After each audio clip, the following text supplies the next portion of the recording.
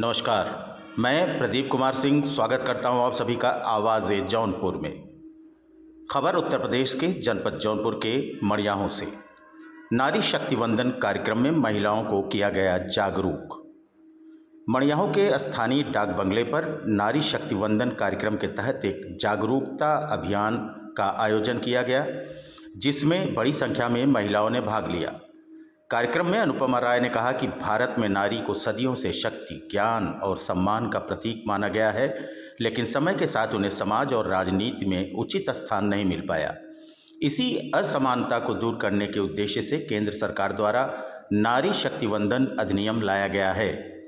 ऋषि सिंह ने बताया कि यह अधिनियम महिलाओं के लिए एक ऐतिहासिक कदम है, जिसके अंतर्गत लोकसभा और विधानसभा में 33% सीटें महिलाओं के लिए आरक्षित की जाएंगी। सोनी जायसवाल ने कहा कि इसका उद्देश्य महिलाओं को निर्णय लेने की प्रक्रिया में शामिल कर उन्हें नेतृत्व के अवसर प्रदान करना है। कार्यक्रम में मुख्य अतिथि के रूप में भूमि विकास बैंक के अध्यक्ष डॉक्टर अजय सिंह उपस्थित रहे। उन्होंने कहा कि प्रधानमंत्री के नेतृत्व में महिला सशक्तिकरण के लिए कई महत्वपूर्ण योजनाएं चलाई गई हैं, जिनसे महिलाओं के जीवन में सकारात्मक बदलाव आया है।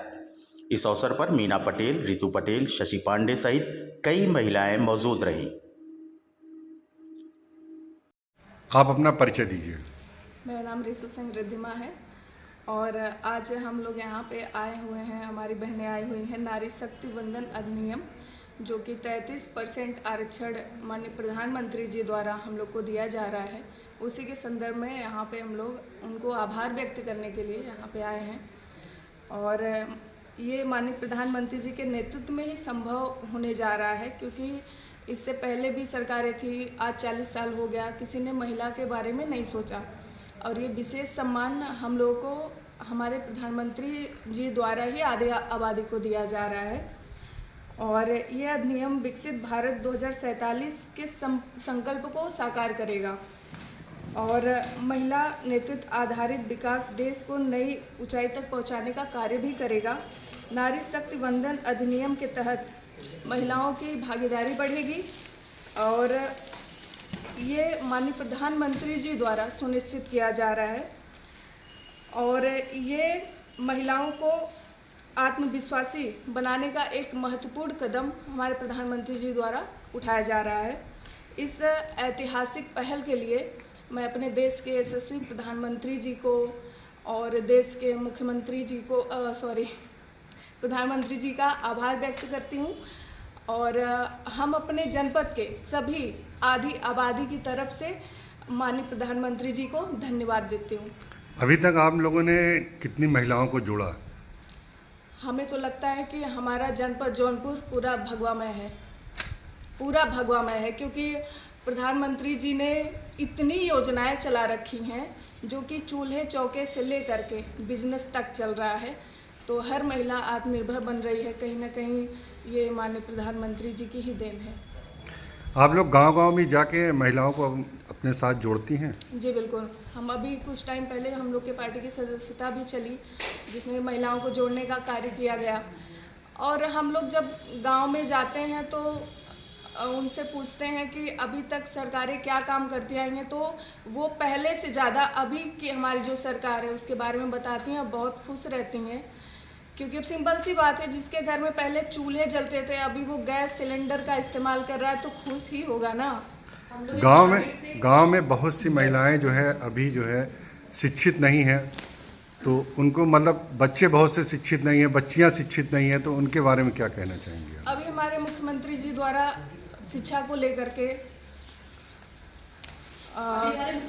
शिक्षा से लेकर के बहुत सी ऐसी योजना आई है जिससे हमारे जो गांव की गरीब महिलाएं हैं उनके बच्चों को अनुदान मिल रहा है पढ़ने के लिए। और हमारी जो मातृशक्ति हैं, अगर वो पढ़ नहीं पा रहे तो उनके लिए फंड भी किया जा रहा है। अगर हम लोग बैंक में जाते हैं तो पहले बैंक में जाते थे तो हम लोगों को बहुत से विषय को रखना रहता था।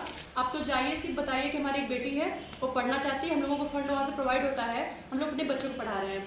अभी मैं जल्दी की बात बता रही हूँ, हम लोग गाँव घर के हम लोग रहने वाले हैं। गाँव में हम लोग गए थे तो वहाँ की जो महिलाएं हैं, हम लोग ऐसे बात कर रहे थे कि रोजगार के लिए तो हमारी एक बहन सखी हमारी है, तो बता रही थी कि अनुपमा, हम लोग यहाँ पे अचार का बिजनेस कर रहे हैं, अगर ऐसे कुछ और बिजनेस हो तो हम लोग फिर बात करेंगे, आगे बढ़ाएंगे। तो हम लोग डीएम सर से बात किए, तो डीएम सर बोले कि महिलाओं के लिए बहुत से रोजगार आया है, आप लोग जा करके बैंक में अपना आधार कार्ड जमा करके आप लोग पैसा वहाँ से उठा करके अपने जो ग्रामीण की महिलाएं जो बेरोजगार बैठी हुई हैं उनको रोजगार देने का बहुत सा काम है। अचार हो गया, आपका पेन पेंसिल बनाने के लिए हो गया, बहुत सा रोजगार आया हुआ है। सारी महिलाएं अब अपने घर में रोजगार करके अपने परिवार का भरण पोषण कर रही हैं। बहुत बहुत धन्यवाद आपका, आपने बहुत अच्छा बताया। अपना नाम बताइए।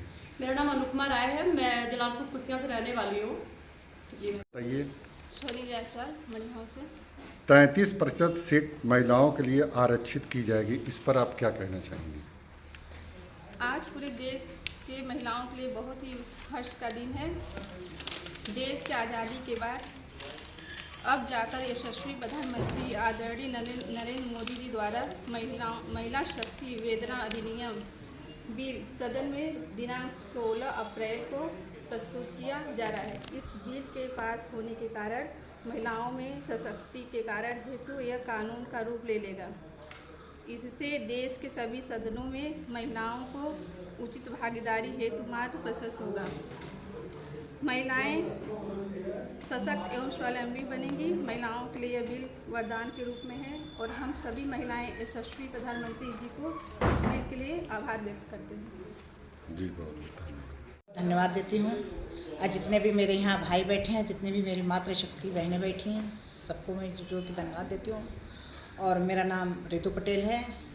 आज माननीय नरेंद्र मोदी जी जिस तरह से हम लोगों को बताए, आगाह किए, महिलाएं पहले निकलती नहीं थी, ये बात सच है, पर आज महिलाएं निकल रही हैं तो निकालने में भी माननीय हमारे मोदी जी का ही हाथ है। हम लोग एक मात्र उनकी भूमिका निभा रहे हैं कि हमने निकाला है महिलाओं को घर घर जा कर के, पर नहीं, आज उनकी प्रेरणा से आज हम लोग भी मजबूत बने हैं और हमारे अंदर भी वो साहस पैदा हुआ कि हम महिलाएं कुछ कर सकती हैं। नहीं तो पहले महिलाएं यही सोचती थी केवल मैं चूल्हा चौका घर तक ही है महिलाएं, पर आज का नियम यह है कि हर क्षेत्र में जहाँ भी देखेंगे महिलाओं का ही नाम आ रहा है। और सबसे बड़ी बात माननीय हमारे मोदी जी की देन है कि उन्होंने 33% आरक्षण दे करके महिलाओं को और मजबूती, उनके अंदर और उत्साह जगाया है। इसलिए मैं बहुत बहुत उनका धन्यवाद देती हूँ और उनको तहे दिल से उनको धन्यवाद देती हूँ। जय श्री राम। और मैं शशि पांडे, नमस्ते। नरेंद्र मोदी के विषय में मैं बोलना चाहती हूँ। आज के विषय में जो नरेंद्र मोदी जी बोले महिलाओं के बारे में, वो बहुत बहुत उनके लिए आभार है। हमारे सबके लिए इतना ही हम काफ़ी हैं। मीना जी, आप क्या कहना चाहेंगी? इस कार्यक्रम से हम महिलाओं को जो उत्तेजना मिला, जो साहस मिला, जो दृढ़ प्रतिज्ञा एक हमारे सरकार, हमारे प्रधानमंत्री जी ने एक महिलाओं के लिए जो दृढ़ संकल्प किए, आज उस बात से उस शब्द का मैं किसी प्रकार से भावार्थ नहीं कर पा रही हूँ कि क्या महिलाओं के लिए इतना बड़ा पद हम लोगों को मिल सकता था क्या? हम महिलाएं ये सोच भी नहीं सकते थे। लेकिन आज ये हमारे मुख्य प्रधानमंत्री जी आए, ये जब बातें बोले तो हम लोग को ऐसा लगा कि कोई है हम लोग को भविष्य को उज्जवल करने वाला। हम पटेल बिरादरी से आते हैं, जो कि हम लोगों को ये स्थान नहीं मिलता था कि नहीं चलिए ये है। लेकिन जब से हमको ये प्रधानमंत्री जी मिले हैं, हम लोग के अंदर जाति पाति का कोई भेदभाव नहीं है। हम चाहे डीएम हो, चाहे एसपी हो, चाहे जहाँ भी हो, कोई भी बात होती है हम लोग जाके वहाँ दहाड़ के साथ अपना काम करते हैं, नागरिकों का सेवा करते हैं। हम तो यही कहेंगे कि हमारे ऐसे यशस्वी प्रधानमंत्री हम महिलाओं को ऐसे ही नेतृत्व में लगाए रहें और ऐसे ही हम लोगों को आगे प्रेषित करते रहें। नारियों में क्या संदेश देना चाहती हैं? नारियों में यही संदेश देना चाहते हैं, जिस प्रकार से हमारी सरकार महिलाओं के लिए उत्साहवर्धक कर रही है, उसी प्रकार नारी अपने आप को बल शक्ति बनाएं कि हम लोग भी कुछ कर सकते हैं इस देश के लिए, इस राष्ट्र के लिए, अपने परिवार के लिए, अपने आप को एक शक्तिशाली बनाएं। धन्यवाद। 33% आरक्षण पर आप क्या बोलना चाहती हैं? आप सभी सम्मानित हमारे यहाँ पे आए हुए मीडिया प्रभारी जी, बहुत बहुत धन्यवाद देना चाहते हैं। हमारे बीच में हमारी मातृशक्ति, हमारी बहनें यहाँ पे उपस्थित हैं, उनको धन्यवाद देना चाहते हैं। हम एक नागरिक होने के स्थिति से बता रही हूँ कि जो हमारे हमारे समाज के जो हम लोगों के मार्गदर्शक हमारे अभिभावक माने जाते हैं यशस्वी प्रधानमंत्री श्री नरेंद्र मोदी जी और वित्त मंत्री सीतारमण जी का जो बिल पारित हुआ है, जो बिल आया है यहाँ पे, उसमें संशोधन किया गया है महिलाओं के सम्मान के लिए, महिलाओं के उत्थान के लिए 33% जो आरक्षण दिया गया है वो ये बताता है कि आज जो पहले जो महिलाएं जो घर में थी, जो घर की मात्र शक्ति मानी जाती थी, जो पूजनीय मानी जाती थी, वो आज समाज में निकल करके अपनी भागीदारी, अपनी भूमिका दे रही हैं। और हर फील्ड में हम लोग पहले भी देखते थे, शिक्षा से ले लीजिए आप, चाहे खेल के मैदान से ले लीजिए आप, चाहे जिस फील्ड में ले लीजिए, महिलाएं रहती थी, लेकिन मात्र सिर्फ गिनी चुनी महिलाएं रहती थी। आज जो हम लोगों को 33% आरक्षण दिया गया है कि हम लोग एक साथ में, हम लोग भाई बंधु के साथ में समाज निर्माण के लिए हम लोग अपनी एक भूमिका देने का काम करेंगे। हमारे यशस्वी प्रधानमंत्री श्री नरेंद्र मोदी जी की वजह से, हमारे जो वित्त मंत्री सीतारमण जी की वजह से हम बहुत बहुत धन्यवाद देना चाहते हैं अपने पूरे मातृशक्ति की तरफ से। हमारे जो समाज के, हमारे जो देश की मातृशक्ति है, हमारे जो भाई बंधु हैं, आज जो घर में बैठ करके विषय रखा जा रहा है कि माँ, सिर्फ माँ को और जो मातृशक्ति थी, नारी थी, उन्हें हम लोग घर में अक्सर खाना बनाते हुए देखा गया था और पूजन करते हुए देखा गया था। आज वो मातृशक्ति समाज के निर्माण में यशस्वी प्रधानमंत्री की वजह से आज पार्लियामेंट में जाने का काम कर रही है, आज शिक्षा विभाग में जाने के लिए काम कर रही है। इसी विषय से हम आप लोगों को प्रणाम करते हुए बहुत बहुत धन्यवाद देना चाहते हैं हमारे यशस्वी प्रधानमंत्री जी को। मेरा नाम अनुपमा राय।